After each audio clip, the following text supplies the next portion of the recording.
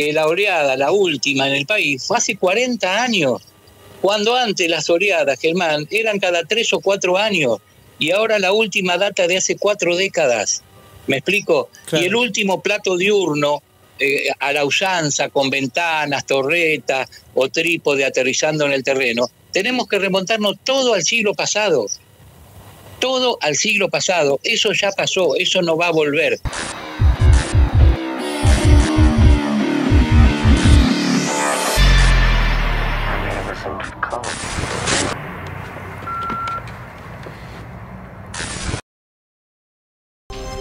Hola, ¿cómo están? Bueno, vamos directamente al tema del día de hoy. La verdad que con todo esto de los drones, de los orbes, de las discusiones, de todo lo que tiene que ver con estas apariciones que empezaron hace relativamente 2 o 3 años esporádicamente, las caídas de esos extraños globos chinos, los avistamientos en diferentes lugares del mundo y la tecnología de los celulares que empezó a captar objetos con mejor, digamos, con mejor calidad quizás, y cosas que cuando yo, por ejemplo, era chico no me pasaba, que era que uno tenía la posibilidad de capturar lo que estaba viendo casi en simultáneo y poder transmitirlo y subirlo para que muchas personas lo vean. Antes los canales ponían abajo, si tenés un video interesante, mandanos tu material, etc. Bueno, con esta oleada, con esto, y digo oleada porque ahora vamos a hablar sobre el tema de la oleada. Se suscita una serie de, digamos, de interrogantes que tienen que ver precisamente con el origen de esto que estamos viendo. Hoy en día hay muchas personas que hablan sobre, y bueno, me incluyo también, sobre su procedencia extraterrestre. Otros hablan sobre una procedencia interdimensional. Y otros hablan sobre una posibilidad que tiene que ver con que estas personas, estas entidades, estas personas que manejan estas entidades o estas representaciones vengan, digamos, tanto del fondo de nuestro planeta, que sean intraterrenos, como también que simplemente sea una proyección psicológica. Todo este mare magnum de cosas que están sucediendo y que ahora se están discutiendo en el Congreso de los Estados Unidos, se está discutiendo a niveles de seguridad y todo, bueno, nos da a entender que, aunque estemos en el siglo XXI, todavía no tenemos en claro absolutamente nada de todo esto. Así como supuestamente no tenemos la cura para determinadas enfermedades, tampoco podemos identificar qué son todos estos fenómenos que vemos. Y acá viene el tema. Hoy vamos a estar entrevistando a un ufólogo, a un experto que tiene más de 40 años de investigación, quien fundó la Fundación Argentina de Ovnilogía en 1984 y que tiene casi 10 veces de haber asistido a estos fenómenos aéreos, haberlos visto, pudo registrar también. Y en marzo de 1986 también tuvo la posibilidad en Magdalena, en Atalaya, de no solamente de verlos junto con sus compañeros, de ver un montón de estos objetos, sino también las huellas, los rastros que dejaron en la Tierra, casi más de 150. No estamos hablando de nada más ni nada menos que de Luis Burgos, que bueno, que ahora si los chicos lo ponen ahí en pantalla, lo tenemos en Blaster para hablar con él. Como les digo, él tiene varias teorías, y lo que sucedió con la última explicación sobre su visión de todo este proceso causó un mare magnum dentro también digamos, del ambiente ufológico. Tuvo una opinión que ha dividido las aguas y que son realmente las que a nosotros nos permiten de alguna forma encarar un punto de vista. Sobre todo cuando viene de alguien que tiene muchos años de experiencia. Bueno, creo, y bueno, ahora Luis nos lo va a decir, creo que fue uno de los primeros expertos que se negó digamos, ante la posibilidad histórica de haber llegado a la Luna, se negó a creer en ese paso. Tiene el banco de datos más grande que tiene por lo pronto la ufología argentina en referencia a los avistamientos en nuestro país, y tiene algunas ideas muy grosas sobre lo que es la oleada. Bueno, Luis, no sé si me estás escuchando bien. ¿Cómo va eso? Te estamos... Hola, Germán. Hola, ahí estamos, ahí te veo en la pantalla. Te agradezco mucho que hayas aceptado un lunes tan caluroso de que te hayas conectado con nosotros. Muchas gracias por estar acá. No hay problema. Bueno, además de toda tu trayectoria y todo lo que estaba mencionando, que no sé si en alguna cosa por ahí me equivoco o algo, una de las cosas más interesantes y más importantes que estuviste diciendo es que la gente está equivocada con referencia a cuando habla sobre oleada. Vos decís, has dicho que la última oleada importante en Argentina fue en los años 80, y después de ahí, esto que está pasando y todo esto no son oleadas, lo que estamos viendo por lo pronto en nuestro país, no es una oleada. Que hay una diferencia, ¿no?, en cuanto a lo que la gente cree que es una oleada. ¿Podrías explicarnos un poco? Sí, con respecto a la historia, el 25 si llego al 20 de julio, 56 años investigando de Argentina, ¿no?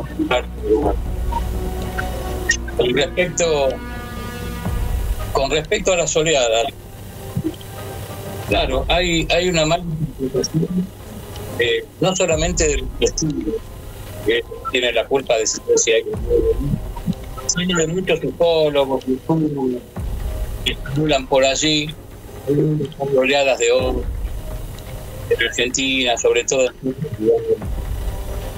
No es así. Esta gente tal vez peca un poco de la juventud que tienen.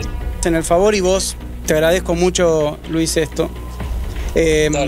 Bueno, mientras reconectamos la comunicación con el señor Burgos, lo que podemos, digamos, redondear hasta ahora, las comunicaciones de hoy están medio complejas.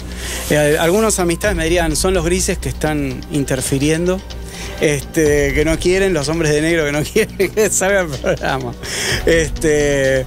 Pero bueno, estamos hablando con una persona que tiene muchos años en todo esto, como ustedes bien escucharon, y su opinión es bastante crítica, y también es crítica básicamente porque se opone a las opiniones de otros ufólogos.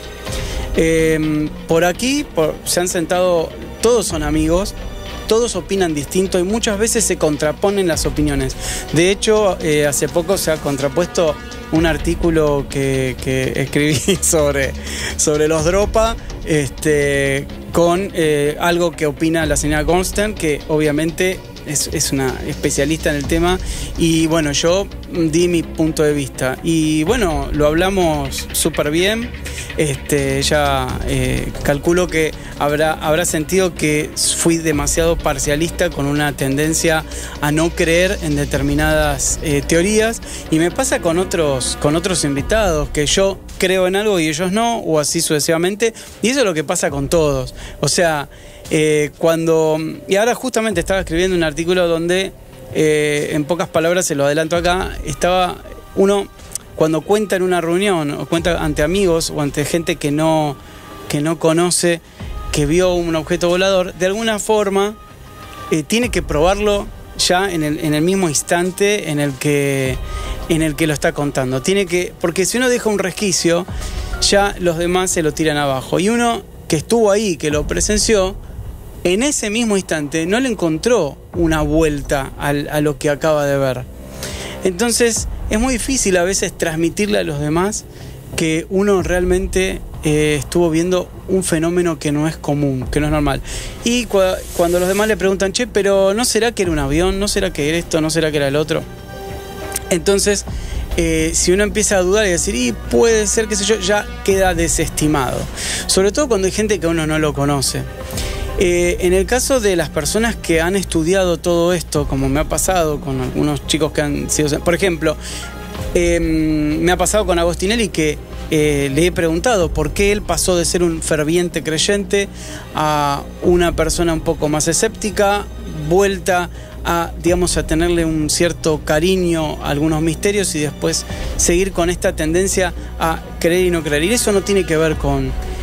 por ahí con la idoneidad del experto o del investigador o del ufólogo o la persona curiosa, sino que tiene que ver que todo esto va pasando por muchas etapas y sobre todo con las etapas del conocimiento. No es lo mismo un hecho que ha sucedido, por ejemplo, si nosotros nos referimos a antes de Pasteur y después de Pasteur, vamos a entender que la gente en ese momento no creía que en los lactilobacilos porque no los conocía o porque no tenía idea de las bacterias o no tenía idea de nada.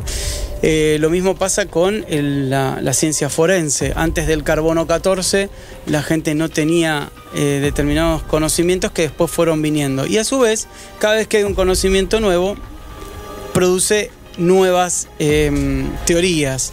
Y ahí es donde empezamos a tener discrepancias. Yo a veces discuto con la gente que le digo, mirá, me hablan sobre lo científico, ¿no? Y yo digo, sí, pero la teoría de la evolución es una teoría. Y ahí está. La teoría extraterrestre, y todos me dicen, pero vos le estás diciendo extraterrestre y en realidad son terrestres. Está bien, pero cuando uno habla de extraterrestres en sí, tenemos acá a Luis. Cierro lo que estaba diciendo. Hola, Germán. Hola, ¿qué tal? ¿Cómo estás, Luis? Gracias. Ahora te escuchamos recontra re bien. Dale. Porque antes estaba perdiendo mucho lo que contabas y para mí me parecía terrible. Olvídense, chicos, lo que estaba contando. Esto es más importante. Bueno, hace unos días se produjo un cisma del cual yo fui testigo. En base a la historia que vos contaste, no la historia, sino me refiero a historia porque salió también en Instagram, diste tu opinión de que los tiempos omnilógicos de los que estábamos todos enamorados, que los platillos voladores con 3 patas, que los alienígenas que venían a contactarse con nosotros, que los platillos que venían con tuercas y con cosas volando de años luz, todo eso murió, falleció, ya no existe más. Y mucha gente y otros colegas se ofendieron, les pareció algo terrible, como una especie de herejía ufológica. ¿Nos puedes contar a qué apuntabas con eso, con esa frase? No, nosotros sabíamos que cuando íbamos a dar este comunicado iba a crear mucha polémica. Pero como decimos al principio, acá nadie mató a nadie, esto es solamente polemizar, y aquel que está en contra de lo que decimos, que me lo demuestren con los propios papeles que nosotros ponemos sobre la mesa, las mismas cartas, ¿no? Pero viste que se armó un recontrabardo, o sea, fue como que dijiste, tipo onda, que te paraste a lo Gandalf, ¿no? Con el cetro y dijiste, esto no existe más, muchachos, fin. Exacto. Lo que pasa es que llegamos a un estudio, no solamente personal, porque si no esto ya lo vengo maquinando de hace años con gente que está conmigo alrededor de la FAO, que son muchos.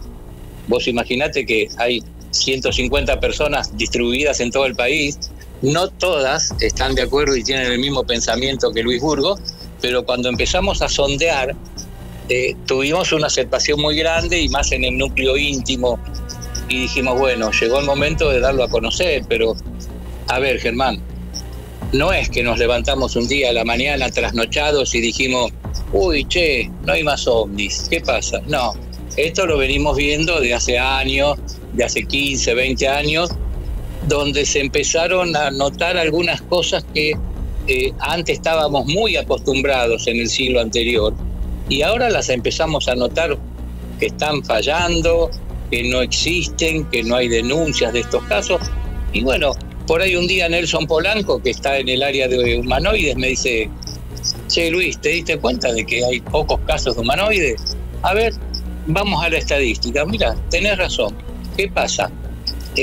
Tenemos un banco de datos de 6.000 casos, del 47 ahora, que es una herramienta de trabajo que yo creo que salvo, no sé, 2, 3, 4 ufólogos en todo el país, y creo que para mí es mucho, la tienen. O sea, acá el ufólogo, en Argentina al menos, odia las estadísticas, porque si no todos tendrían una tabulada de casos de nuestro propio país desde el año 47 ahora, y yo no veo que la ufología se mueva por un banco de datos. Entonces, como nosotros nos aferramos a esto, siempre decimos que el fenómeno ovni nos dio de comer, nos puso la mesa servida con todos los mejores platos, los mejores vinos, los mejores manteles, los mejores cubiertos, y dice, bueno muchachos, acá tienen, pasaron 80 años prácticamente, 8 décadas.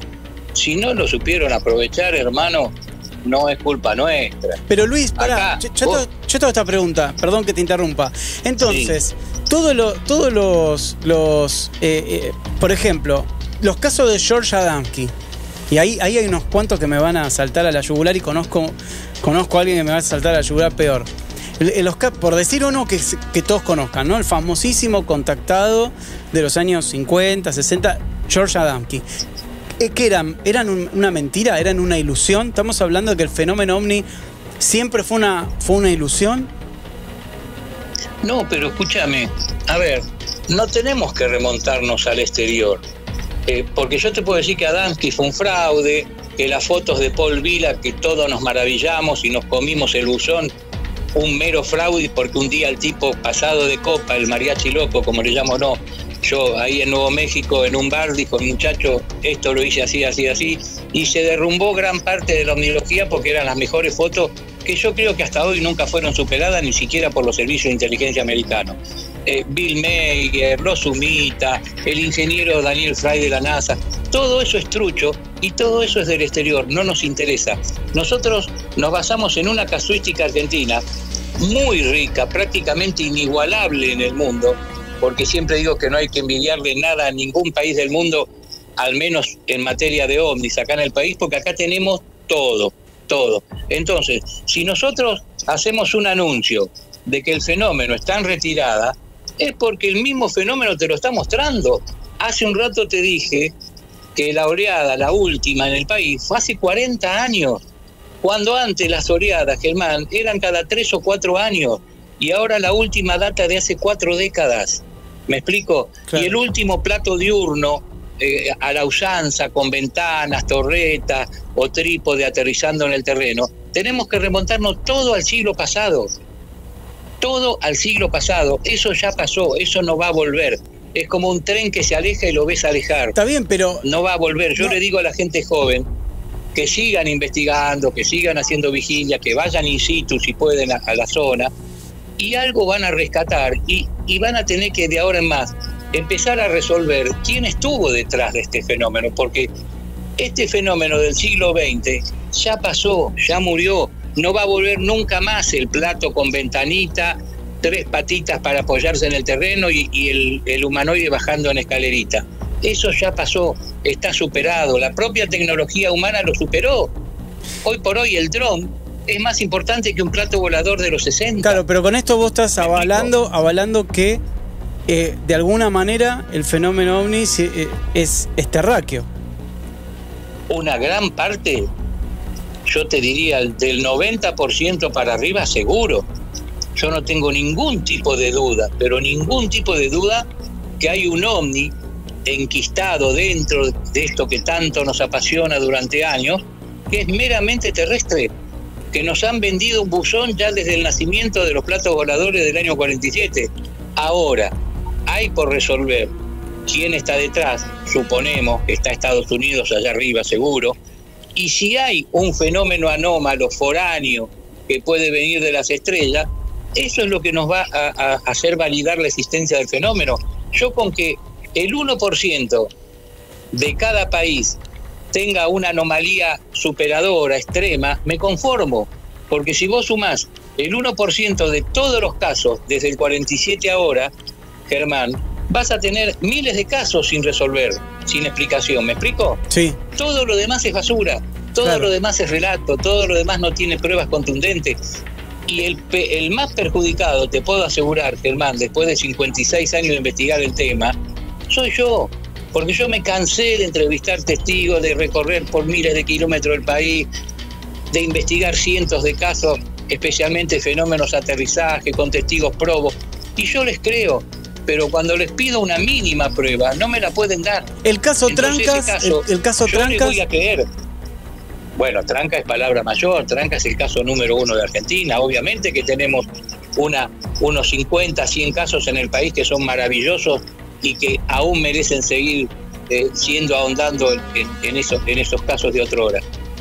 ¿Me explico? Bueno, entonces, digamos como que en ese caso en especial, vos, la FAO, todos tus compañeros de investigación creen que tiene la cantidad y los elementos necesarios para considerarse un caso verídico.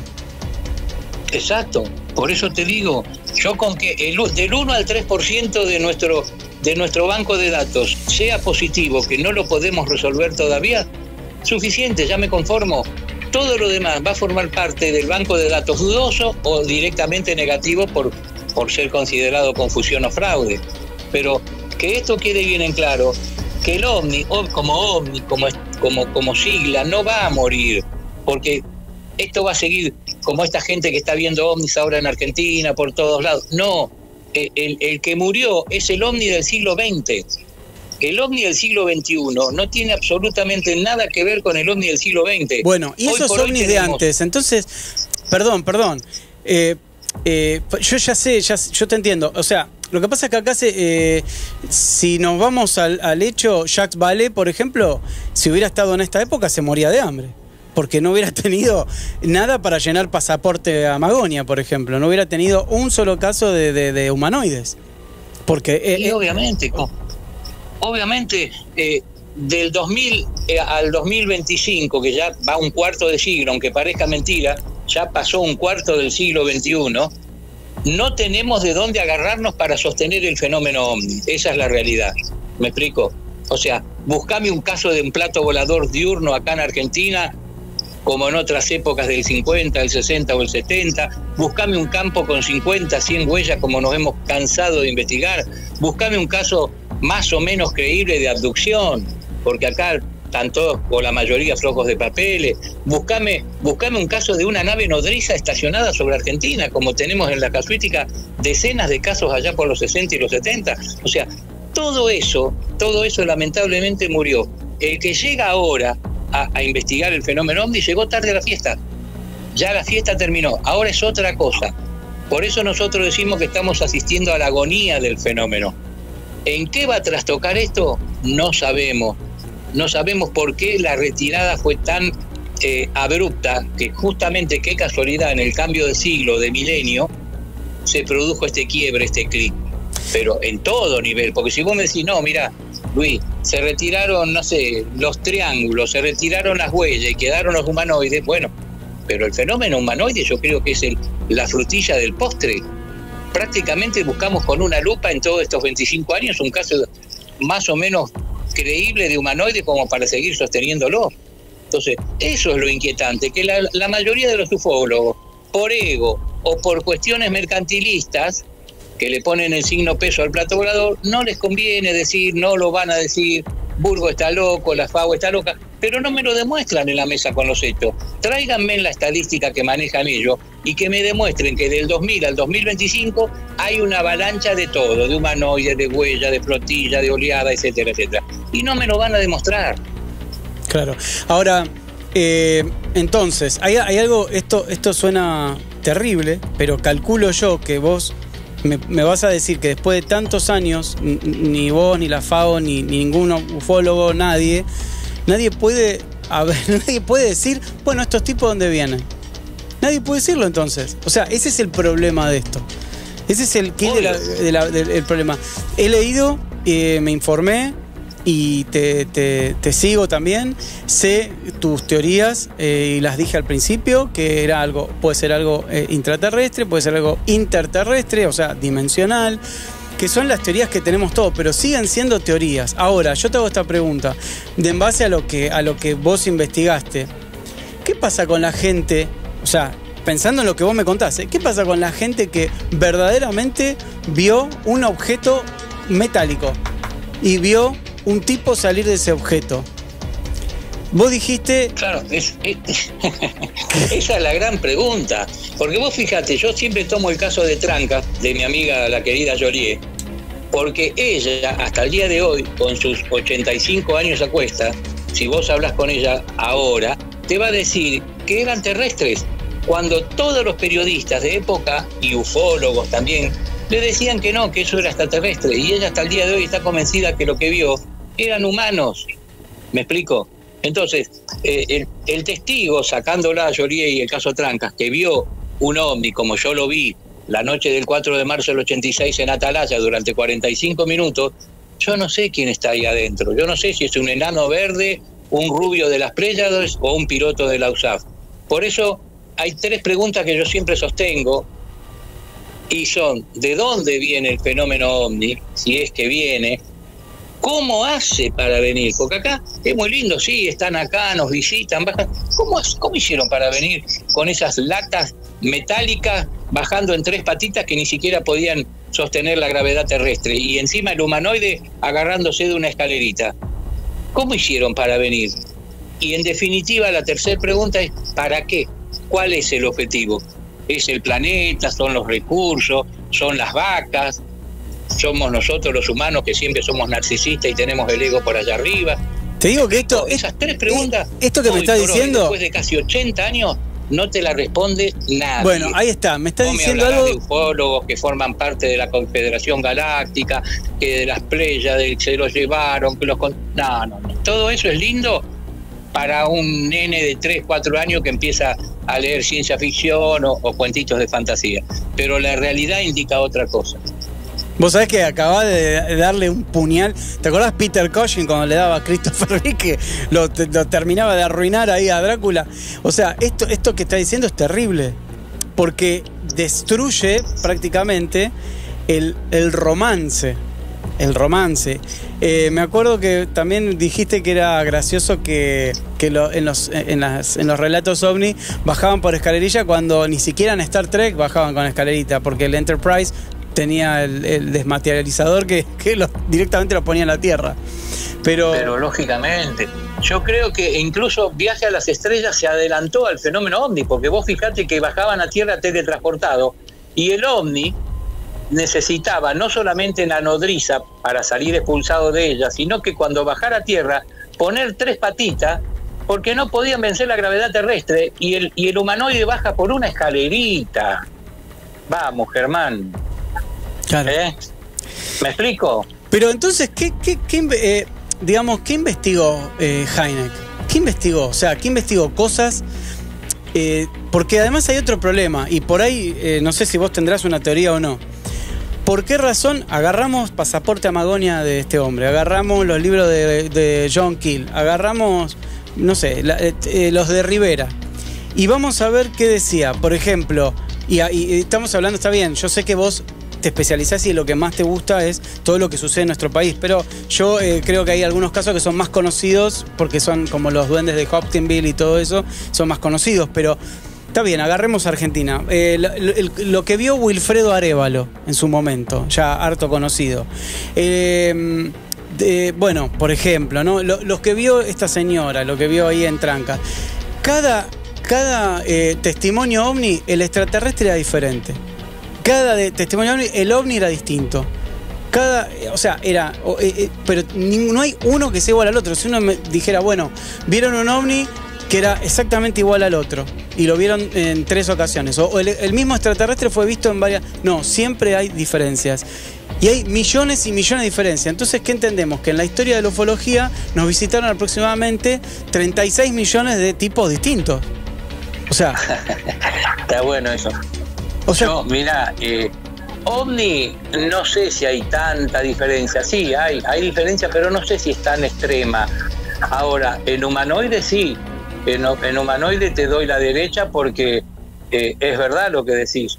Nosotros los hemos clasificado en 4 tipologías, que son los chiquitos, medianos y altos, y una cuarta ahí que dejamos abajo de la alfombra, que son los seres extraños, la tipología extraña. Pero es verdad, o sea... ahora, en Argentina, vos nombraste, por ejemplo, Wilfredo Arévalo. Un caso que nació en una redacción de diario y jamás se ubicó el testigo. ¿Me explico? Sí, o sea, y con ese caso te puedo nombrar un montón de casos humanoides en Argentina. Perdón, pero Héctor Anganuzzi, que lo incluyó en su libro y confió en que era verídico, y yo creo que Anganuzzi era una persona como Roncoroni, ¿no? Eran compiladores, investigadores, bueno, puede ser que no sean por ahí de campo como es tu caso, pero eran tipos muy serios, o sea, por algo lo habrá puesto. Sí.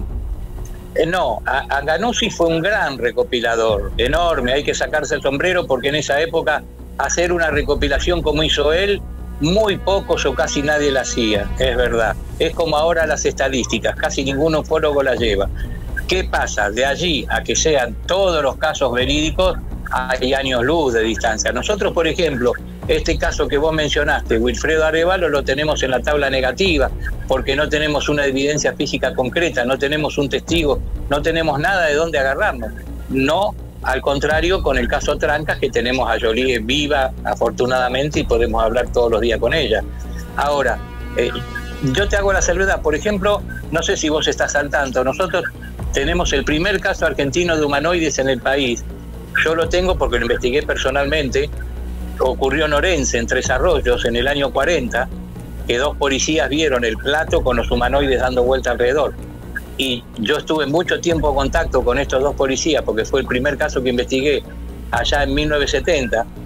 Lo reinvestigué en el lugar de los hechos, y te puedo asegurar que para mí es un relato, pero más que creíble, porque estos 2 policías retirados de la bonaerense todavía se le ponía la piel de gallina cuando me lo contaban, y habían ocurrido ya casi 30 años.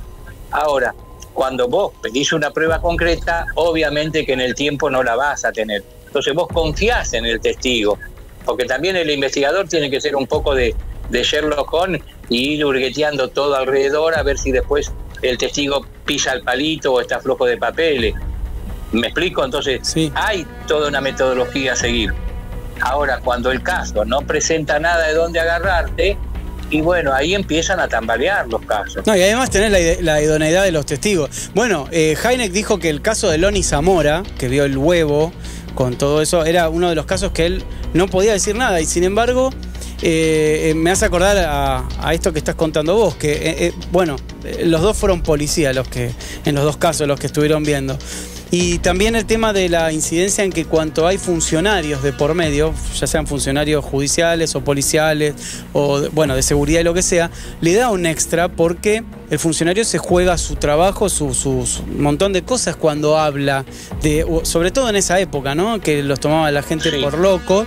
Hoy por ahí no tanto, pero en ese momento se jugaban el laburo, la jubilación, sobre todo en nuestro país. Entonces, decir una cosa de esas era bastante heavy, ¿no? Era, bueno, como estos muchachos, los del automóvil, que había quedado pirograbado. No sé si te acordás el caso, ¿no? De que habían dicho que los habían secuestrado y le habían escrito en la pared del auto, en la puerta del auto. Pecinetti Villegas. Exacto, Pecinetti Villegas. También lo tenemos como negativo. Pero ese es ultra negativo para mí, ¿eh? Para mí es ultra negativo. Es algo terrible. Germán, hay una casuística que nosotros afortunadamente tenemos 6.000 denuncias en el banco de datos, que no quiere decir que sean 6.000 denuncias positivas y mucho menos 6.000 denuncias de ovnis extraterrestres, sino que es para trabajarla. Pero hay una casuística paralela que no llegó nunca a trascender y que no va a trascender nunca, que atañe a muchos casos de gente de campo que no ha querido hablar y muchos funcionarios, como vos tocaste el tema recién. Mirá, yo en el año 86 visité por primera vez La Pampa. Fui invitado a investigar un caso, el caso Oscar Flores, un chico que había tenido un encuentro con humanoides ahí en la laguna Don Tomás. Y vos sabés que viajé de La Plata a Santa Rosa en el micro, y cuando bajé a las 8 de la mañana, diluviaba. Me empapé. ¿Y sabés lo que hice? No tuve otra idea de ir a la jefatura de policía, la jefatura provincial de La Pampa. Y vos sabés que pedí hablar con alguien que esté en relaciones públicas para charlar, pasar un poco el tiempo para ver qué opinaban ellos. Me atendió un comisario, jefe de relaciones públicas, muy bien, me hizo secar al lado de la estufa, era pleno invierno. me dio un cafecito, empezamos a hablar, que esto y que el otro, y yo en esa época estaba escribiendo en la revista Flash, y justamente llevaba la revista, se la mostré, ya más o menos me conocía el hombre porque me decía Burguito, que esto y que el otro. En determinado momento de la charla, la llama la secretaria, lo llama el comisario a la secretaria, y le dice, traele a Burguito las carpetas así, así, así, que están en tal lugar. A los 5 minutos viene la chica, también policía, obviamente, y trae 3 carpetas. Me las pone ahí arriba nuestro en el escritorio. Y me dice, bueno, entretenete que yo voy a hacer unas cosas, no te vayas sin saludarme, me dice. Pero acá no puedes sacar ni foto, ni fotocopia, nada, solamente grabarlo en tu mente. Y empecé a hurguetear las carpetas. Del año 50, Germán, en adelante, todos casos investigados por la policía pampeana, con el sello, el nombre del cabo, del sargento, del comisario, los testigos señalando arriba, abajo, las marcas. Impresionante la casuística que tenía de oficio la policía pampeana. No me lo olvido más, porque yo digo, la pucha, si ya en el 80 esta gente tenía de oficio estos casos investigados, que no fueron dados públicamente, obviamente, dados a conocer, lo que debe ser, si vos empezás a hurguetear a nivel prefectura, gendarmería, ni hablar de Fuerza Aérea, policías locales, ¿me explico? Entonces, no, más estás hablando de una seccional. Una seccional. Imagínate lo que es. La jefatura de una provincia, la jefatura provincial de La Pampa. Imagínate que somos 23 provincias, lo que debe ser. Entonces yo digo, la pucha, lo que nos perdimos y que nunca vamos a tener acceso, lamentablemente. Sí, bueno, lamentablemente también hubo en el medio temas de... o sea, hubo una época en la que también se secuestró mucho material de las comisarías, donde se decidió dar por cerrado todos los temas que tengan que ver con objetos voladores, y también hubo mucha fuga de material, según nos han contado otros invitados, fuga de material argentino hacia otros países y carpetas reales, digamos, todo lo que eran los folios, los archivos reales que se han pirado hacia otros lugares. Entonces también hemos perdido cosas. Y generalmente se lleva a Norteamérica, Estados Unidos, que es prioridad. Acá el espacio aéreo argentino, la prioridad la tiene Estados Unidos. Llega a pasar el avión presidencial y están todos los aeropuertos inutilizados. Anteriormente, unos minutos o una hora antes, y no puede volar nadie, y pasa el avión presidencial, como ocurrió ya cuando vino desde Chile, desde Brasil a Chile, Obama.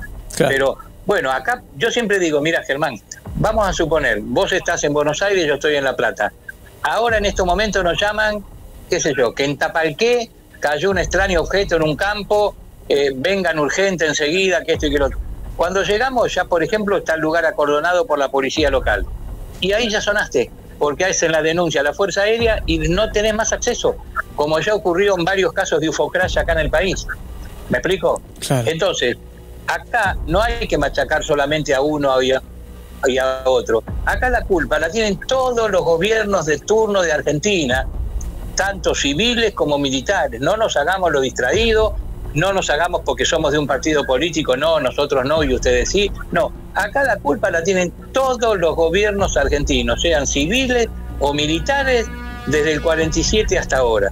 Porque todos permitieron la injerencia americana, todos permitieron la fuga y todos permitieron impunemente el vuelo, mirá lo que te voy a decir, el vuelo de objetos extraños, desconocidos, si querés ponerle entre paréntesis Made in USA, sobre nuestro territorio. Ejemplo, en la pandemia, pleno 2020, hubo una oleada de triángulos voladores arriba del Gran Buenos Aires. Como nunca, como en 70 y pico de años no habían aparecido, bueno, tenemos 42 denuncias arriba del Gran Buenos Aires de triángulos voladores negros, oscuros, con 3 luces, volando lentamente arriba del Gran Buenos Aires. ¿Me explico? Wow. Fue la oleada más grande que se registró de triángulos, cuando antes teníamos 2 o 3 casos por año, desde el 57 en adelante, que fue el primer caso en el país, en Mendoza, pero llegó el 2020, plena pandemia, y empezamos a recibir denuncia tras denuncia de estos triángulos, que todo apunta de que son made in USA, todo apunta a eso, ¿no? Y encima una cantidad exorbitante, digamos, ¿no? O sea, No, pero fue tremendo. A nosotros no lo podíamos creer, porque nosotros estábamos trabajando década por década, desde el 57 en adelante, cuando fue el primer triángulo en el Plumerillo, en Mendoza, hasta el 2019, y teníamos la década del 50, del 60, del 70, 8 casos, 15 casos, iban aumentando, eso sí, iban aumentando las denuncias de triángulos en el país, triángulos o boomerang, pero no fue más que llegar el 2020 y esos 42 casos superaron incluso a décadas pasadas. Una cosa realmente eso vos insólita, lo contás como extraordinaria. Lo contás como... Y que estos señores se paseaban impunemente arriba nuestro. Entonces, no nos hagamos tampoco los distraídos de echarle la culpa a los extraterrestres con los triángulos que venían. No. Esto era pura y exclusivamente terrestre, maniobrando, claro, vaya a saber con qué objetivo, arriba de Argentina y exactamente arriba del Gran Buenos Aires. Por eso no es una oleada, a eso voy. Lo contás y parece ficticio, pero es la realidad. No, por eso te decía justo que vos no lo contás como una oleada ovni. Esto en realidad es la incursión de objetos voladores, digamos, de otro país sobre nuestra soberanía aérea. Mirá qué casualidad, Germán, que empezó el año 2000 y cuando el fenómeno se retira, lo único que nos dan son triángulos voladores y mutilaciones, que también todo apuntaría a un fenómeno terrestre. Es lo único que estamos recibiendo, triángulos o mutilaciones de tanto en tanto en algún campo argentino, que no se cortó nunca desde el 2002 a esta fecha. Encima me estás tirando todos estos datos que son terribles. Decime, fuera de... A ver, mirá, te lo digo en el aire. No vas a estar nunca acá por Capital, así podés venir físicamente y nos seguís contando todo esto. ¿Podrás en algún momento? Quedate tranquilo, me comprometo que no va a terminar el 2025, que vamos a hacer un programa ahí tete a tete. Te agradezco porque hoy tenemos, por ejemplo, como 15 minutos donde la transmisión no era tan buena y dijiste cosas importantes, y ahora, justo que ya tengo, los chicos me están haciendo que tengo que cerrar, me estás tirando con lo de las mutilaciones, todo esto, y esto te tenés que sentar a contarlo acá, así podemos hablarlo. Te agradezco a vos, a la FAO, a toda tu investigación y a tu participación con tantos años apuntando a tratar de desentrañar esto. En nombre de todo lo que estamos viendo, te agradecemos tu trabajo de todos estos años y que hayas estado con nosotros. Y me quedo con eso que me prometiste que vas a venir. Quédate tranquilo, el agradecido soy yo por dejarme decir esto, despacharme a gusto. Y bueno, como digo siempre, lamentablemente el más perjudicado soy yo, porque desde los 13 años, que era el loco de los platos voladores, el chico loco, que andaba hablando de platos voladores por todos lados, ahora a llegar a esta conclusión, es una espina que me la tenía que sacar y lo teníamos que dar a conocer, porque qué mejor que marcar la objetividad y la realidad, ¿no? ¿Ves lo que Si fuera por mí, diría, muchachos, vamos a tener una invasión de ovni en este 2025, va a haber platos voladores como aviones.